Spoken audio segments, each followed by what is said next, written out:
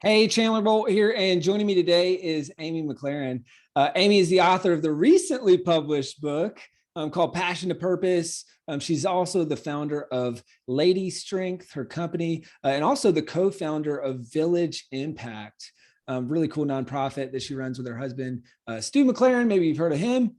Today, we're going to be talking about her book and really doing good with a book. So we'll go behind the scenes on her book and writing, publishing, launching, all that good stuff. But also, and I think what'll be really interesting for some of you listening is or watching is how can you do good with your book or your business? That's something I'm really fascinated, Amy, by what you and Stu have done with kind of the nonprofit arm to what you're doing. Is something I've always wanted to do, but really kind of have no clue how to do it. And so I'm really curious to ask you some questions about that in this interview as well. So Amy, welcome.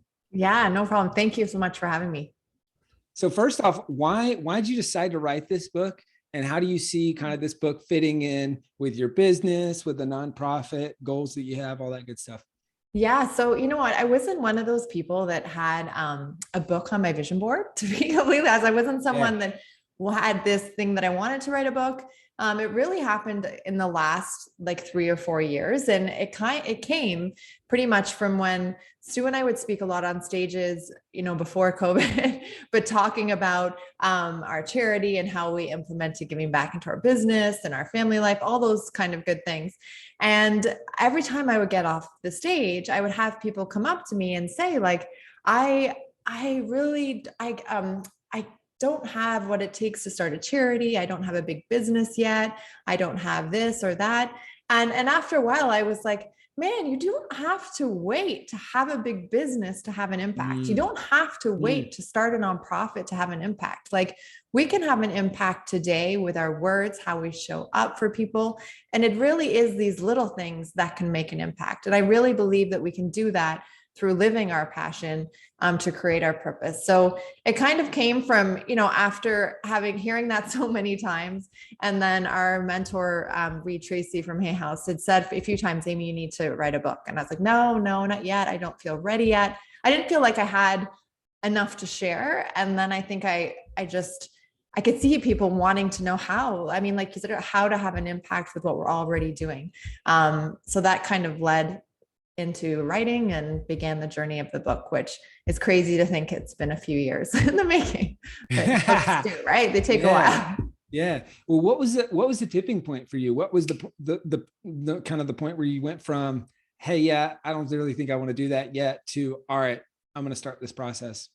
It was probably like the 12th time. I was just hearing the same stories again and again. And at first I was like, oh, didn't really think anything of it. But then it was the same stories from people, and it kept being the same thing. And it was, I don't know what event it was, but it was after an event. And I remember saying to Stu, I'm like, okay, I want to write something now. Like, now I feel like now's the right time. And I think we're at a right time. There's no ever right time, but I felt like with our nonprofit, we had grown it to a certain level. And I felt like I had some learning lessons along the way with our nonprofit, but also like life lessons in growing our business and things that we had learned, that I was really eager to share that, but to encourage people to start making a difference today.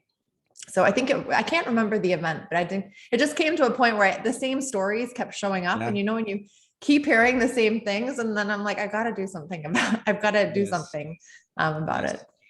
And I talk about those broken record conversations, right? Mm-hmm. So for anyone listening or watching right now, if you're having those conversations in your business, in your nonprofit, with your speaking, with whatever you're doing, it's probably a sign that you should write a book about that thing. And oftentimes, it's funny, maybe you experience this, Amy. That's the thing when people are like, okay, now it's time to write a book. They skip that stuff because they're like, oh, I'm tired of talking about that stuff. So I want to write a book on this other stuff. And then, but it's like, I always say the best way to stop talking about it is to write a book on it. And then just every time people ask you a question, just point to that book as kind of the starting point, which I would imagine is kind of how that book fits in. How else do you see kind of was this a book just to do a book? And from that Yeah. perspective, was this did you see this growing the business? Did you see this growing the nonprofit? Like, how does it kind of fit into Yeah. that ecosystem? So I definitely see it in a lot of different ways. Like I wrote the book really for, there's kind of like three people I wrote it for. And I know that kind of sounds funny when they say target or the person that you're writing to, but there were really three people that I wrote it for, because the first person is like somebody that is, like drifting, they're feeling frustrated, they have no passions, they don't know like where to start. And they're trying all these different things, but they're not sure. And then the second person is someone that's, lost themselves. They put everyone else first. And all of a sudden, 15 years later, they're like, how did I get here? Like, this wasn't what I wanted to do, or this wasn't what I intended to do. And the third person that's for is for, someone that is there at a certain point in their life, but not really sure how to integrate giving back into their business, or not sure how to have a bigger impact with what they've created. So given those three people, my goal with the book was, obviously all the proceeds are going to our store with Village Impact. So we're building our 15th school with the proceeds from the book sales. But it was also as a message to those people, to women, to families, that, don't ignore what you're passionate about, and to follow that. Because I truly believe that when you're following your passion, it can lead to your purpose. It leads to other greater things. So the book, yes, absolutely. Number one was to spread the word for my nonprofit. I mean, being a CEO of a nonprofit or a charity, you're always looking for different ways to fundraise money, or to get the word out about what we're doing. And then the second part was to, to share our story, to strengthen, relationships with people that we have in our community. Like, there's a lot of stories that I have in the book that I've had people say, I didn't realize that happened, or, and it strengthens the bond with our donors, with the community. And then they feel like, they know you more and can trust you more. And so, because nobody knows everything about everyone, right? And not to say that my book has everything, but there are definitely stories in there that Stu and I hadn't shared. So it helped create and strengthen the relationships that we did have, or do have. That's great. I've got so many follow-up questions. I'm going to save those for a little bit later, because I think in later in this interview, we can get into, all right, kind of an instruction manual, if you will, for other nonprofits who are thinking about writing a book. But before we get there, I'm curious about how did you structure the book? Because you said all the proceeds go to your nonprofit. And just for context, Amy, you probably didn't know this about me, but my first book that I launched with my brother, we did something similar. And to this day, so it's basically, the concept was buy one books, save one life. So all the proceeds went to life-saving malaria pills for folks in third world countries through a nonprofit that we partner with. And then to this day, literally the Amazon proceeds go directly into that nonprofit's bank account. That's so awesome. It's like kind of this recurring donation.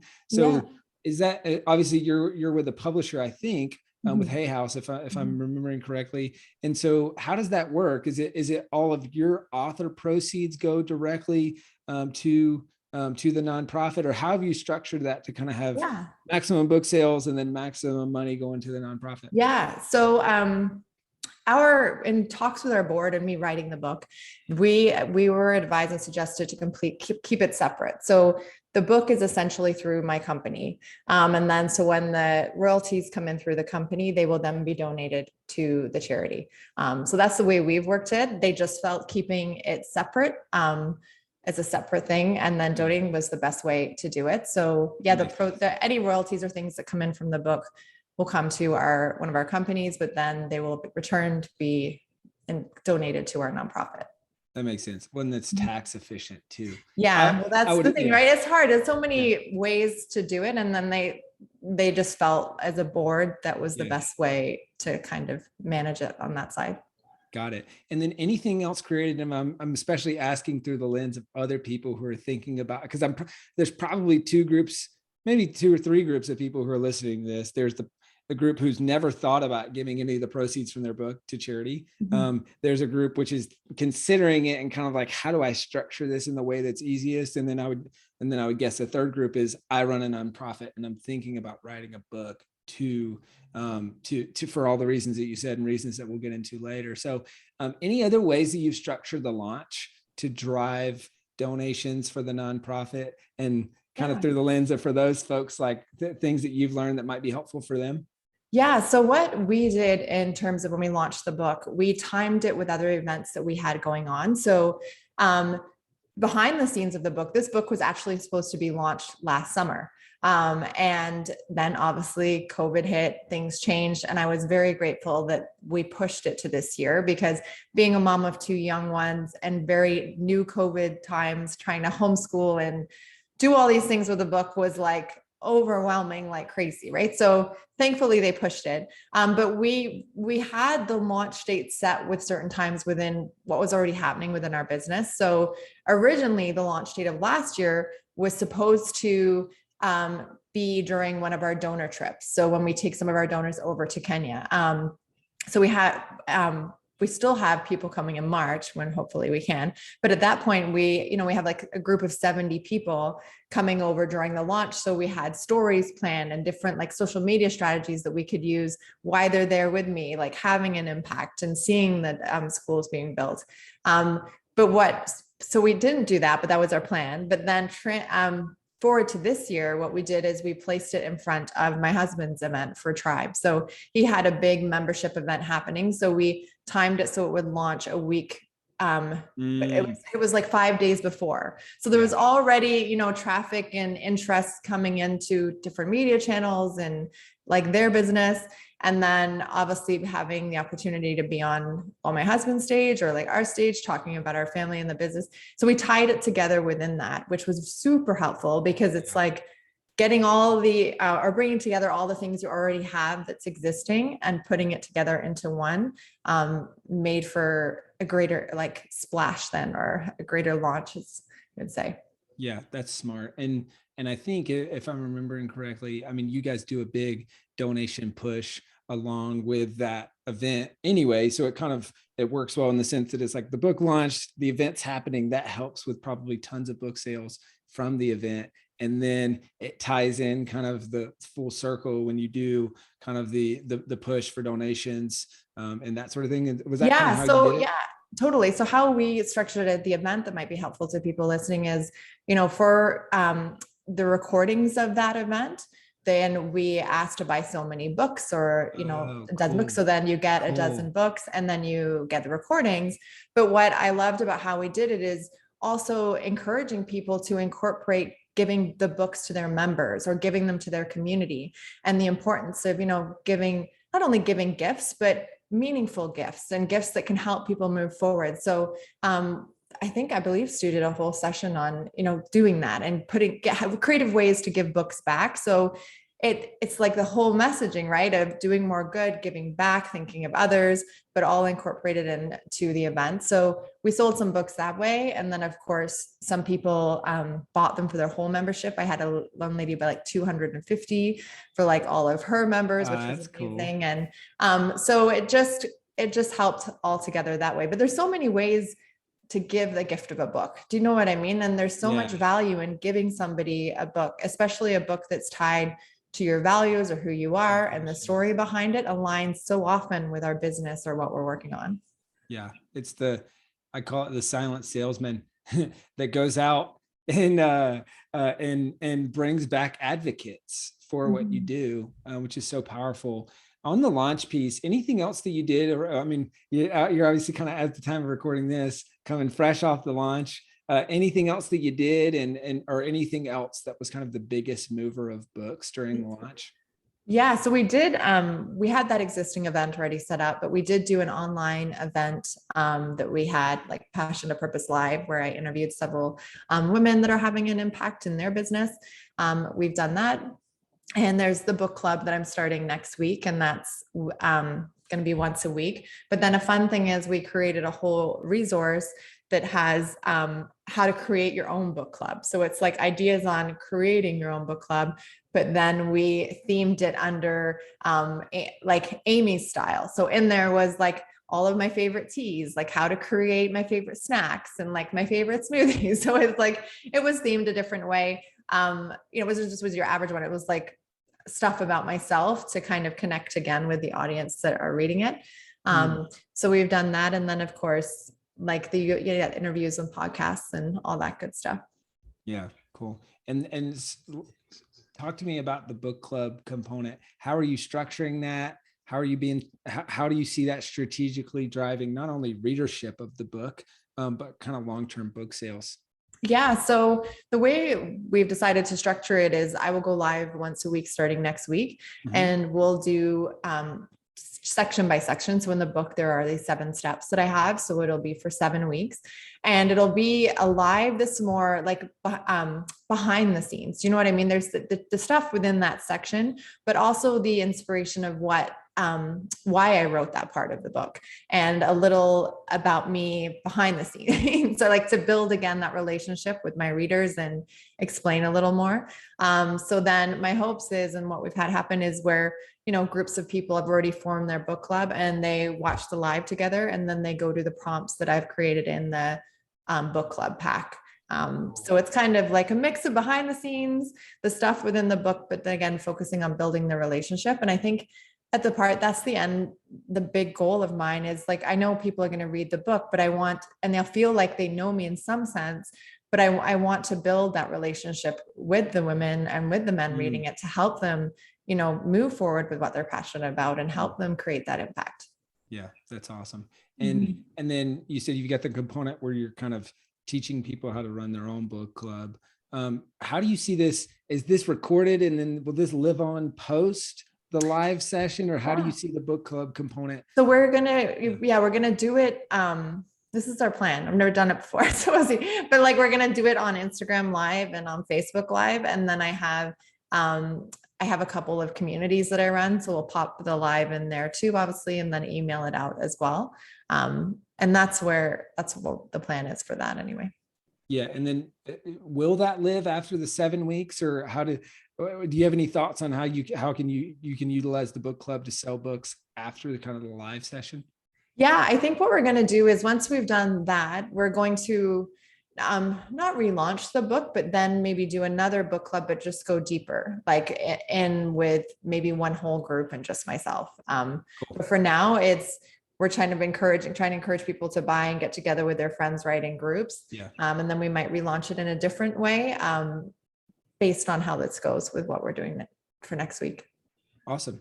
Yeah. Hey, let's switch gears a little bit. I want to talk about the nonprofits writing books and building a nonprofit arm, all that stuff. What's your take on just nonprofits writing books? Like, do you think it's something that nonprofits should do? I mean, it sounds like you contemplate it. Now you've done it. Like, are you glad that you did it? Like, any other thoughts for nonprofits who are watching and thinking?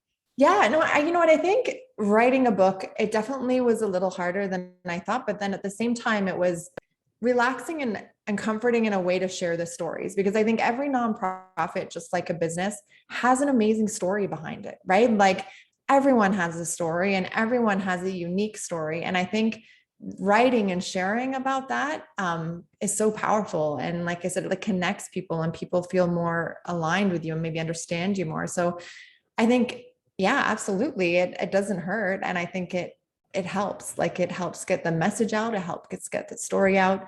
Yeah, I would. Now I've done it. I think it's good. Like, it's just another avenue, right? Because I think about, people are so quick these days to jump online, they see something, they get a story, but they never know the whole story. And I think a book gives you a chance to share that whole story and share those things that are meaningful to you, because people can look, but they don't dig very, very deep, right? Or they see something online, but then doing that book gives you that chance to share the whole piece. Yeah, it's so interesting because I feel like, we always talk about it, self-publishing. So it's like, how do you use a book to grow your business? And 3 ways you do it. You use the book to get more leads, more sales, more referrals. And I feel like it kind of translates with the nonprofit side of things. It's like you get more people who would never have heard of this nonprofit if they wouldn't have found the book. Exactly. And then there's the more sales component, I think, is like increasing your lifetime value of a donor, because they feel like, kind of like you were saying at the beginning of this interview, they feel more connected beyond just I found this nonprofit. It's cool. I believe in what they do. It's like, no, now I know the story and I feel deeply connected. And then the referral piece, I feel like is, and this is why I'm passionate about this. Let me give this book to someone else, versus hey, you should also donate to this nonprofit. It's like, feels like a kind of a stair stepper for people to pass the word on. Is that kind of how you looked at it? Yeah, absolutely. And, as leading a nonprofit, it's, you always obviously want to collect donations and grow the impact that you're having, but building that relationship, with our donors over time is so important to us. It's like, consistently building it and nurturing it and showing the impact that they're having over time. So doing creative and different things like this keeps that relationship alive. It keeps it moving. Like they want to be part of it. Like we've had so many of our donors share about the book, especially ones that have been with us forever, because they've seen the story and they've seen what's happened. And it's just been really helpful for that as well. How do you see that fitting in long term, the book? Like, do you integrate it in? Is it something that you give to new donors? Is that like, Yeah. how do you see it integrating long term to help the nonprofit grow? Help. Yeah. So we've kind of put it in a couple of different ways. So as maybe some of the listeners know, I run the nonprofit, but I also have a few other businesses I've run. So my husband and I are giving a copy of the book to every new member that comes on for his membership. Not membership software, like his membership that he runs, right? So every new person that comes in, they ship out a book. So that'll be a way that we're using that over the next few years. Another way is, when we get a certain donation, it'll be packaged and sent out to people donating so that they can hear more. And then we've kind of taken out pieces of the book to share within our community. Do you know what I mean? Because there's so much content within a book that you can pull out and use those different stories to share in different ways. So it's been interesting seeing within the book what stories really resonate with our readers and what ones didn't, and how we can use those in our marketing for our nonprofit, but then also to share with our community as well. So definitely through the memberships we have already existing, and then to new donors and people donating when they come in as well, or into our circle. Cool. That's smart. That's really smart. And it's really cool to see, because I guess I hadn't really thought about it much until I was preparing for this conversation. And then just as we're talking, is how many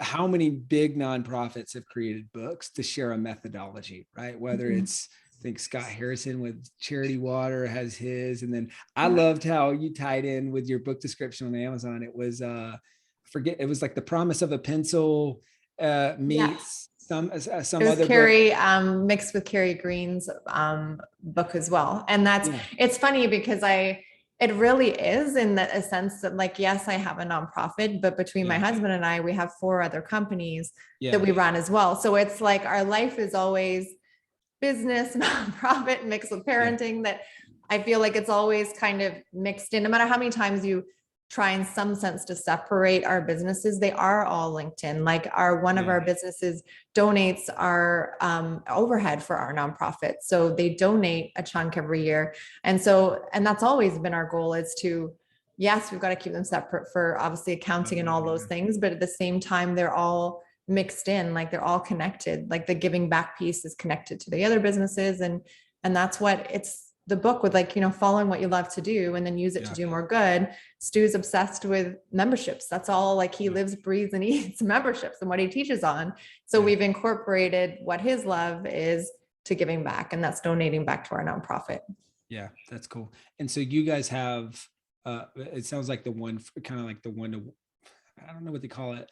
Yeah, but like the one-to-one model, or that's not the one-to-one model. It's basically where the overhead's covered. So 100% of the donations go to the work that you're doing. Is that kind of how it's structured? Yeah. So the company that manages his big membership course, Tribe, and some other things, they donate about $200,000 a year, every year. And then that goes towards our overhead costs. So then it allows all the donations to come in to go to where they should, and not be held up with expenses for that stuff. So yeah, that makes a lot of sense. And so a couple other questions on that. I think my camera is glitching. So on the YouTube side of things, that's okay. Funky. So a couple of the questions on that, and I guess really in terms of the using a book to grow, starting a nonprofit arm for your business. So I'm really curious, I guess two-part question. How do you know as a business owner if you should donate to other nonprofits? Right. That's what we do at Self-Publishing School. And that number just keeps getting bigger and bigger and bigger as we grow. And it's like, well, hold up, should we start our own? Or how do you know whether you should just donate to others versus start your own? And I got a bunch of other follow-ups, but maybe that is a starting point. Yeah. So, you know what, when I started my nonprofit, I remember, it was messy at the start. When we first started helping in El Salvador and Ghana, we were running things through our business, paying taxes on it, and not really sure how to start a charity. So I was Googling like mad how to start a charity in Canada. Like, what do I do? Because I have no idea. I didn't know anybody that had a charity. And I remember having a great conversation with, his name's Mark, and he's a lawyer out of Toronto. And he said to me, he's like, Amy, he's like, you can start a charity. Absolutely. He's like, or you can start a foundation. And he's like, it's up to you. And I'm like, well, what's the difference? And he's like, well, if you start a charity, you have to have a board of directors. It's a lot like a corporation. In a sense, you're running a business. And it is, it's a full other, like many people know, it's a full other business. I mean, I have a board of directors. I just finished my year end. We have accountants. Like, it's a full machine that runs, right? And then a foundation is just a little less, you can't give tax receipt, and there's not as many obligations with boards and things like that. So he kind of said to me, he's like, if you're going to do a charity, just realize that it is a bigger undertaking, and there's nothing wrong if you wanted to help other causes or donate or go through other causes, that's okay too. And for me, that was what I was drawn to. Like, to me, I wanted to start it. Like, it was a project I was interested in. I legit wanted to start it. So I think it has to come down to what feels right for you as an owner of that company. Like, do you want to take on another leg for that? Because you just have to be aware that, if you have a team, you can do it, but there's a lot of, like, not responsibility. Well, yes, responsibility, I guess, but it is like starting another business. Like, it's a whole other level of responsibility for, just all the little things that come with the day-to-day of it. So I think it has to come down to the person that owns the company and what they want to do. And if you have a team that is, big enough that can kind of take on those responsibilities and help you with it, then that's awesome.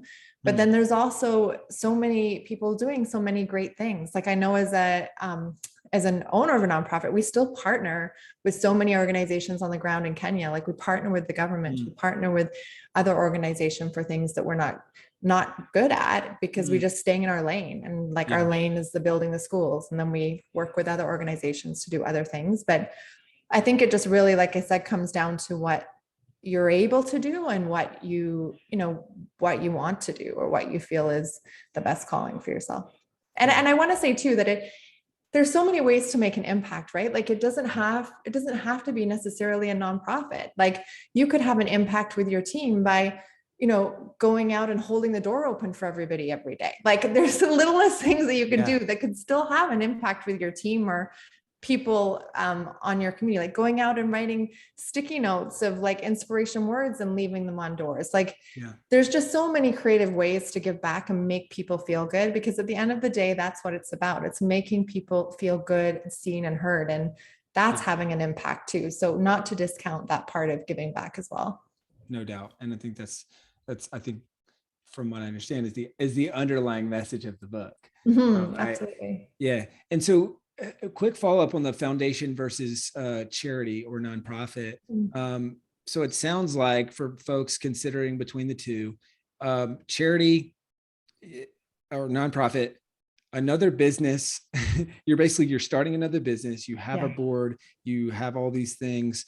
And so a lot of additional work. Sounds like the upside is there's tax advantages, or, you can give, if people donate, you can give them a tax receipt. But then did I hear correctly that on the foundation side of things, it's less work and it's I guess less red tape or, things that you have to have set up. But then it seems like a big downside is that you can't give tax receipts to donations into a foundation. Yeah. So, and I mean, and just want to say, like, this has been a long time since I had that conversation, so Yeah, things may have changed, but there definitely is a difference. And I know with a foundation, you can't give those tax receipts. But then, you know, what's fascinating for us as an organization, like we're Canadian, obviously, and we've had this conversation to open up a US leg of our charity, because like 89% of our donors are from America, like they're Americans. So we've had this conversation many times in the last couple of years, but we've kind of gone away from it again, because we actually partner with Hay House and their foundation. So anybody that has large donations go through Hay House, they get a receipt from them, and then they send it to us. And the way we've also kind of gotten over that bump of no receipts to our American friends is that we do exchanges. So we may offer a mastermind, and something before is like a mastermind with Stu for 3 days, and people come up before COVID, have a mastermind with Stu, but donate for that time to spend with Stu, and the money goes to the charity. So then you don't have to give a receipt, because they're getting a gift in exchange for that. So that's the way we've kind of gotten over that little bump in the last few years, but we are considering it. We're just still kind of floating around the positives and the negatives and all that good stuff. Yeah, and I know we're really getting into the weeds here, but I feel like there's at least a small pocket of people that's going to be really helpful for. Which is, so what was your thought process behind being in Canada and knowing that you would have a lot of donors in US, setting up the nonprofit in Canada? And it sounds like, does that prevent you from being able to give tax receipts to US based donors, it sounds like? Yeah, so being Canadian, it started in Canada. I mean, we live in Canada, and I guess I never really thought that we would have so many American based donors. But the thing is, over the 10 years since we built the nonprofit, our other businesses have grown, and a lot of that comes, you know, our client base for our other businesses are Americans. So it's definitely a conversation we're having within our board, but the creative ways that we've kind of overcome that with how we fundraised, and like doing the masterminds or recordings for different things and getting the funds in that way has worked. And then we've also created a membership site called Audience Builder Academy, where people come into the membership and they learn how to build their audience, and then they pay every month, but that money then goes to the charity. So that's just another way we have almost 600 members in this membership, and it's generating almost $40,000 a month of recurring revenue for our nonprofit. And that is built through, you know, using what we already know and the passions that we have and what's available to us right now in terms of our business and what we're familiar with.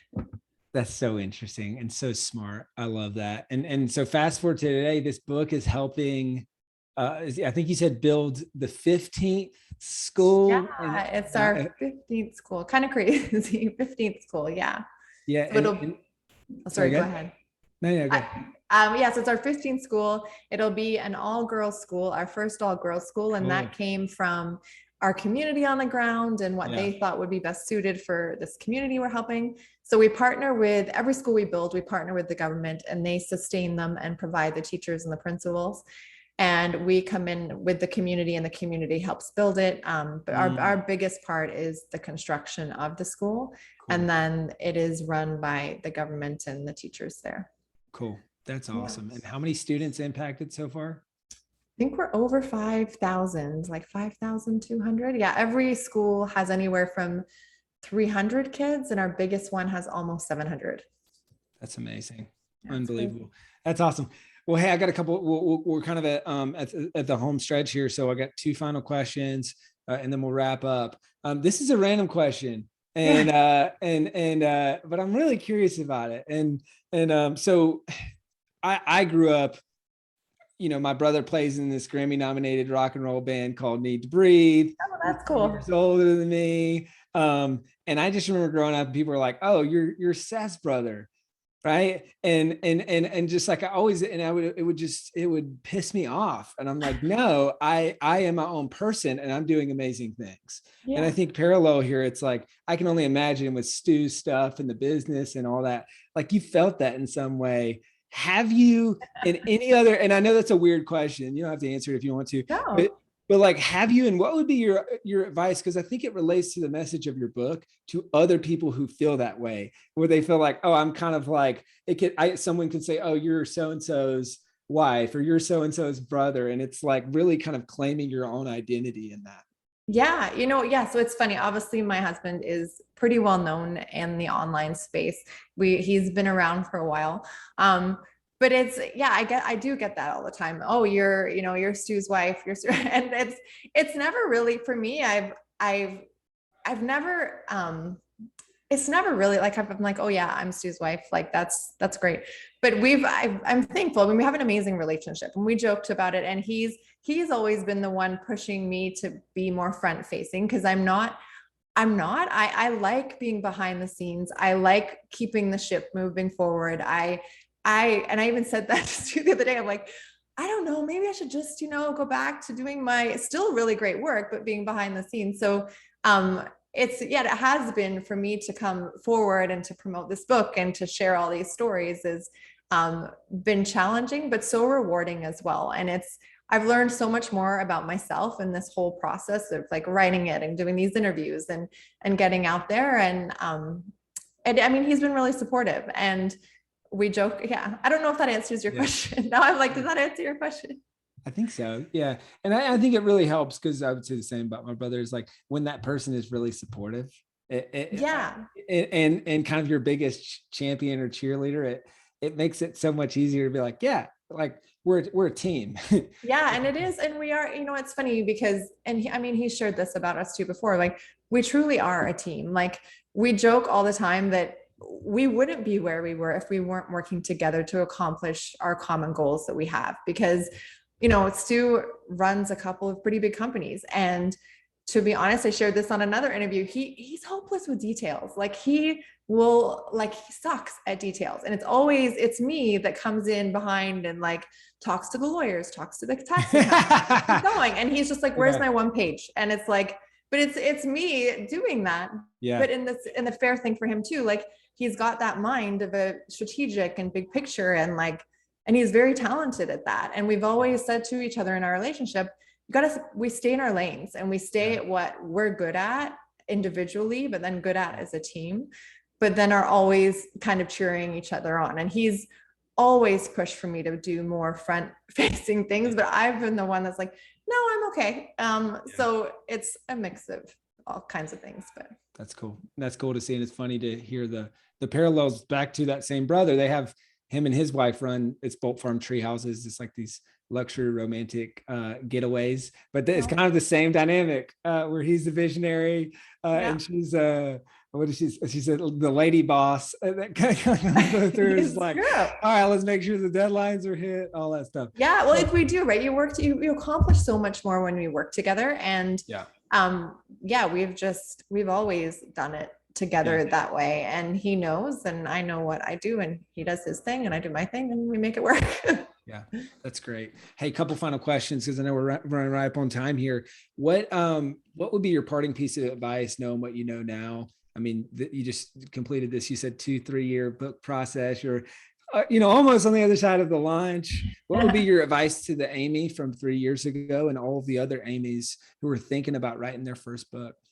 Yeah, you know what I would say, and this has come up a couple of times, like just thinking about that question, was when I was writing the book, there's so many times in our life or like teachable moments that you have that maybe you think like isn't helpful or is not helpful for anybody. And when I was going through this, I realized that maybe some of the moments that, didn't seem like a big deal to me has actually helped so many people. And I think if you're thinking about writing a book or going through, it's like, don't discount those small stories and don't discount those small things, because those often end up being the really big connection points with your reader that you didn't think were a big deal. But, when reading and going through and editing it and talking to other people and like sharing stuff and their feedback, it's a lot of little stories in there that I was like, oh, people won't want to know that. But they've been truly the ones that I get DMs about or like emails about that I wasn't even going to put in there because I thought they were insignificant. And they're truly some of the biggest things. So don't discount the small stories or the little things that to put in your book. That's awesome. Amy, this has been so great.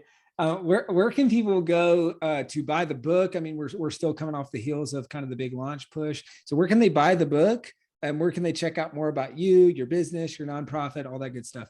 Yeah, so you can get the book at passionatepurposebook.com. And we have a whole bunch of like bonuses and different things you can get in there. And then we also have, you can follow me on Instagram. I'm more active on Instagram than Facebook, but Amy McLaren. And then also, of course, Village Impact on all the social platforms you'll be able to find there. Awesome. Well, Amy, thank you so much, guys. Grab the book, support the nonprofit. They're doing amazing work. And you can hear about that work and learn about how you can make an impact in this book as well. So Amy, thank you so much. Oh, thank you so much.